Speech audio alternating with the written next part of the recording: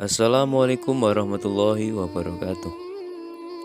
Daulah Abbasiyah atau dinasti Abbasiyah merupakan kekhalifahan Islam ketiga yang berkuasa antara 750 sampai 1258 Masehi.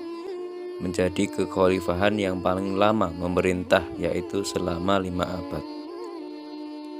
Oke, sebelumnya perkenalkan, nama saya Irfanuddin dari Prodi Sejarah Peradaban Islam. Di sini saya akan sedikit membagikan ilmu tentang sejarah berdirinya dinasti Bani Abbasiyah. Seperti apa ceritanya? Simak videonya sampai akhir. Dinasti Abbasiyah resmi berdiri setelah memenangkan revolusi atas kekhalifahan Bani Umayyah pada tahun 750 Masehi.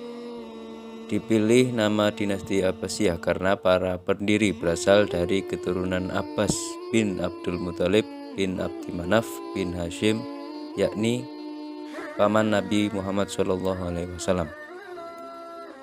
Latar belakang berdirinya dinasti Abbasiyah tidak bisa terlepas dari konflik-konflik politik yang terjadi pada masa dinasti Umayyah, yakni munculnya oposisi penentang kekhalifahan dinasti Umayyah. Setidaknya ada dua hal yang diisukan oleh kelompok oposisi, yaitu yang pertama, diskriminasi atau ketidakadilan pemerintah Bani Umayyah. Kemudian yang kedua, ada penindasan para khalifah dinasti Umayyah terhadap Alawiyin atau keturunan Ali bin Abi Thalib. Penyebab tergulingnya kekuasaan dinasti Umayyah adalah munculnya kelompok propaganda yang dipelopori Ali bin Abdullah bin Abbas bin Abdul Muthalib. Ali bin Abdullah melakukan propaganda anti Bani Umayyah kepada masyarakat luas untuk meminta dukungan agar masyarakat membantu keluarga Rasulullah yang diperlakukan tidak adil selama pemerintahan dinasti Bani Umayyah. Propaganda tersebut mereka namakan usaha dakwah. Gerakan ini dimulai ketika masa Khalifah Umar bin Abdul Aziz memimpin dinasti Bani Umayyah. Ketentraman dan stabilitas negara memberikan kesempatan dakwah yang merencanakan kegiatannya di dinasti Umayyah. Namun sayangnya Ali bin Abdullah wafat 1200 Hijriah. Kemudian diteruskan oleh putranya, yaitu Muhammad bin Ali, yang memperluas gerakan dakwah yang menetapkan 3 kota sebagai pusat gerakannya. Al-Humaimah sebagai pusat perencanaan dan organisasi, Kufah sebagai kota penghubung, dan Khurasan sebagai pusat gerakan praktis. Kota Kufah dan Khurasan dipilih benteng pertahanan karena penduduknya merupakan orang Muslim non-Arab atau Mawali yang tidak puas dengan pemerintah dinasti Umayyah. Gerakan dakwah ini dapat dukungan dari pemimpin Khurasan, yaitu Abu Muslim al-Khurasani. Muhammad bin Ali awal mula tidak menonjolkan nama Bani Abbas, tetapi menggunakan nama Bani Hashim untuk menghindari perpecahan dengan kelompok Syiah.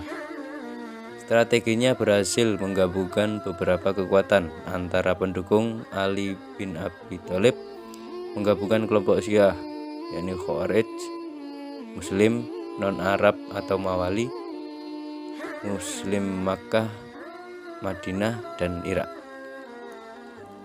Untuk melakukan berbagai propaganda, diangkatlah 12 propagandis yang disebar di berbagai wilayah seperti di Khurasan, Kufah, Irak, dan Mekah. Yakni yang terkenal adalah Abu Muslim al-Khurasani yang merasa dirugikan selama pemerintah dinasti Bani Umayyah. Isu ketidakadilan yang dilontarkan mendapat sambutan baik dari berbagai kelompok yang tidak senang dengan pemerintahan Bani Umayyah. Namun sayangnya beliau wafat, kemudian diteruskan oleh putranya yaitu Ibrahim bin Muhammad yang kemudian berhasil menguasai Kufah, Basrah, Makkah, dan Madinah. Marwan bin Muhammad yang menjadi khalifah terakhir dinasti Bani Umayyah mengirimkan pasukannya untuk menangkap Ibrahim bin Muhammad yang kemudian dipenjara dan wafat pada tahun 1208 Hijriah. Setelah Ibrahim bin Muhammad meninggal, propaganda dilanjutkan oleh saudaranya, yaitu Abdullah bin Muhammad atau lebih dikenal dengan nama Abdul Abbas As-Saffah dan Abu Ja'far Al-Mansur. Keduanya mengangkat Abu Muslim Al-Khurasani sebagai panglima perang. Gabungan kekuatan antara Abul Abbas As-Saffah dan Abu Muslim Al-Khurasani menjadikan kekuatan besar yang ditakuti oleh penguasa Bani Umayyah. Keruntuhan dinasti Bani Umayyah benar-benar terjadi dengan kemenangan pasukan Abul Abbas As-Saffah yang didukung oleh pasukan Abu Muslim Al-Khurasani dalam pertempuran Jabhulu melawan Khalifah Marwan pada tahun 788 Masehi. Dinasti Umayyah yang berkuasa kurang lebih 90 tahun dan telah mengukir kejayaan dunia Islam mulai dari Asia Barat, Asia Tengah, Asia Selatan, Afrika Utara hingga ke Eropa, mengalami kekalahan dalam pertempuran tersebut. Khalifah Marwan bin Muhammad bersama 120.000 tentaranya yang berusaha mempertahankan dinastinya dengan menyeberangi sungai Tigris sampai ke Jabhulu berhasil ditaklukkan oleh kaum Bani Abbas yang dipimpin oleh Abul Abbas As-Saffah dan Abu Muslim Al-Khurasani. Khalifah Marwan bin Muhammad sebagai khalifah terakhir dinasti Bani Umayyah tewas dalam pelariannya di Mesir pada tahun 750 Masehi. Maka kematian Marwan menjadi titik akhir pemerintahan dinasti Bani Umayyah sekaligus menjadi awal berdirinya dinasti Abbasiyah. Pusat kekuatan pertamanya dinasti Abbasiyah terletak di Istana Al-Hashimiyah, Kufah. Pada 4 tahun awal kepemimpinannya, Abul Abbas As-Saffah melakukan usaha untuk menghancurkan seluruh keluarga dan para pengikut dinasti Umayyah. Keberanian dan kekejaman yang dilakukan untuk menyingkirkan lawan politiknya tersebut membuat ia mendapat gelar As-Saffah yang berarti haus darah. Pada masa pengejaran Bani Umayyah, terdapat seorang keturunan Bani Umayyah yang berhasil melarikan diri, yakni Abdurrahman bin Muawiyah bin Hisham bin Abdul Malik atau yang lebih dikenal dengan nama Abdurrahman Ad-Dakhil. Dia berhasil masuk ke Spanyol dan mendirikan dinasti Umayyah kedua di Andalusia. Khalifah Abul Abbas As-Saffah wafat pada tahun 754 Masehi dan kemudian digantikan saudaranya Abu Ja'far Al-Mansur. Meskipun khalifah pertama dinasti Bani Abbasiyah adalah Abul Abbas As-Saffah, namun yang tercatat dalam sejarah adalah Abu Ja'far Al-Mansur.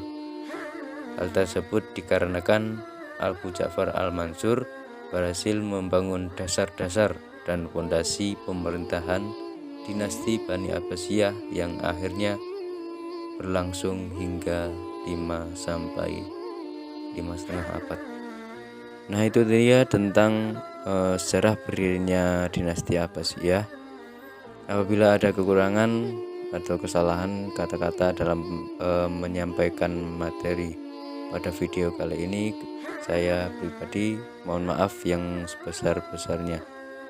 See you the next video. Terima kasih. Wassalamualaikum warahmatullahi wabarakatuh.